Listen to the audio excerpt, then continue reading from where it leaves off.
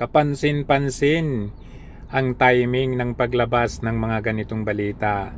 Kagaya nitong paghuli kay Alan Dennis Saitin, na ito po ay kaso ng pamamatay sa kanyang kapatid noong 2018 pa. Dito rin sa kaso ng pananambang di umano kay Kerwin Espinosa. Plus dito sa businessman na si Anson.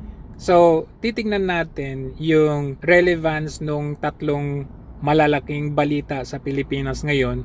Titignan natin ang possibilities na ito po ay i-connect dito na naman kay Tatay Digong. Ang mga balitang yan ay hindi nagkataon lamang. Alam natin na si FPRRD ay kasalukuyang nasa dahig at lumalaban para sa kanyang initial interim release.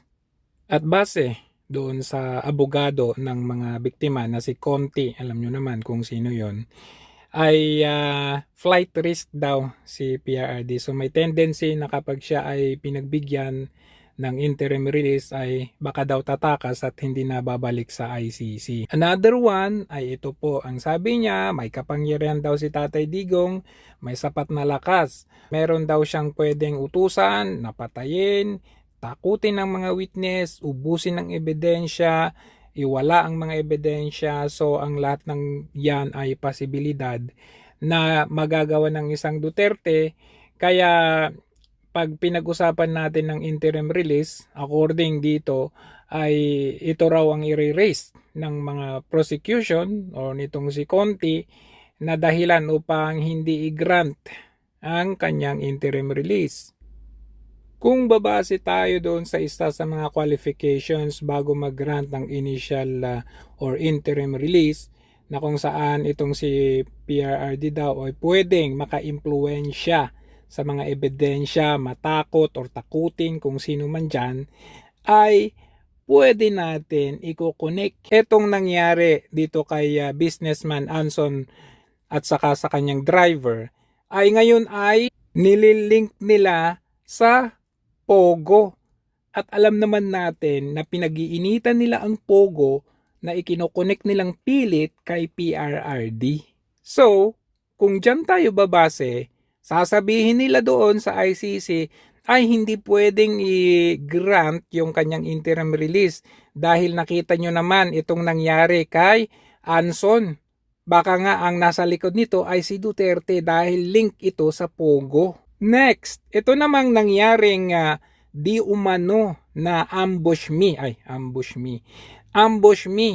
dito sa tumatakbong drug lord na si Kerwin Espinosa na ito. Makikita naman natin 50-50 daw. After 3 hours nag-live, and then after a day na-release na sa ospital kung 50-50. Kung titignan natin ang kanyang pahayag sa interview, ano ang sabi niya? May malaking involvement na isang politiko. Dito makikita natin na may posibilidad na ito po ay i-connect na naman kay PRRD. At hindi malayong mangyari po yan. Dahil yan po ang kanyang sinabi. Handang umanong mag-testigo sa ICC pagkatapos yung nangyari sa kanyang ambush me. So mga kababayang Pilipino, dyan pa lang nakikita na natin as early as now, itong mga palabas na mga balita ngayon ay mga preset conditions para hindi mag-grant yung interim release ni Tatay Digong. Pangatlo, itong balita na nahuli na daw ang isang nahuli ng isang Alan Dennis Saitin na pumatay sa kanyang kapatid noong 2018. Ito po ay isang kaso na nangyari nung panahon ni Tatay Digong. At ito na naman ay i-connect na naman nila kay PRRD. Dahil kung matatandaan natin, yung pinatay ni Alan Dennis Saitin na yan na kanyang kapatid na si Dominic Saitin ay dumalo si Tatay Digong sa kanyang burol. Yan po ay noong 2018. Yan po si Tatay Digong. Ayan po, burol po yun nung kapatid nung Alan Dennis na nahuli ngayon lang sa Malaysia di umano. Ayan po. So may posibilidad na uungkatin nila ang mga ito para maging evidence na abay teka hindi pwedeng i-grant yung interim release kasi delikado may kapangyarihan pa ang isang Duterte sa Pilipinas. Mga bali-balita na mga kagaya ng tatlong ito at ng mga iba pa, it's a preset condition para sa kanila.